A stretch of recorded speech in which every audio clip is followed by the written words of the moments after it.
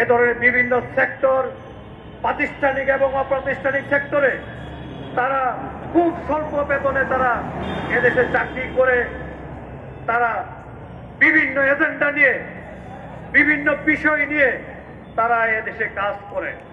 তারা গোয়েন্দা ভিত্তি করে, গোয়েন্দা ভিত্তির ভেতরে আমাদের দেশ থেকে দেশের বিভিন্ন তথ্য তারা বিদেশে পাচার করে, তাদের সেই দেশে পাচার করে, পাচার করার ফলে আমাদের দেশটাকে একটা হুমকির মুখে বলে।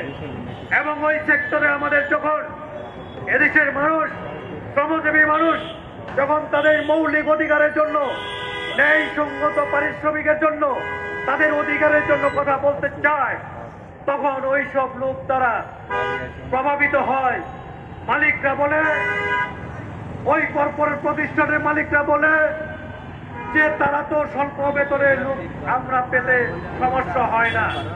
তারা যদি চাকরি করতে বলে, তারা যদি সেই স্বল্প বেতনে চাকরি করতে পারে, তোমরা কেন পারবে না? তখন আমরা আমাদের আন্দোলনটা, আমাদের যৌক্তিক দাবিটা প্রশ্নের সম্মুখীন হয়ে যায়।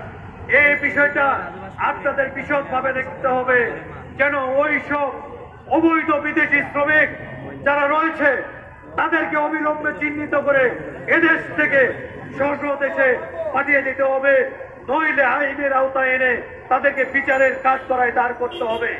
বন্ধুরা আমার, আপনারা যদি দেখতে চান, আপনারা বিভিন্ন বন্দরগুলোতে যান, আজকে যদি চকরিয়া যান, আপনি যদি টেকনাফে যান, ওই কক্সবাজারে যান, ওই বিভিন্ন বন্দরগুলোতে যান, সেখানে আজকে আমাদের দেশের যে শ্রমজীবী মানুষগুলো রয়েছে, সেই শ্রমজীবী মানুষগুলোর চেয়ে তাদের পরিমাণ এতই বৃদ্ধি পেয়েছে। আমাদের দেশের যে শ্রমজীবী মানুষ রয়েছে তারা তাদের সাথে কথা বলতে পারে না, তাদের দৌরত্ব তাদের জনসংখ্যায় বেশি হয়, তারা আজকে কাজ পাচ্ছে না, তারা সামান্য পারিশ্রমিকে তারা কাজ দিয়ে আমাদের দেশের বেকারত্ব বৃদ্ধি করেছে, জনগণের পেটে লাথি মেরেছে।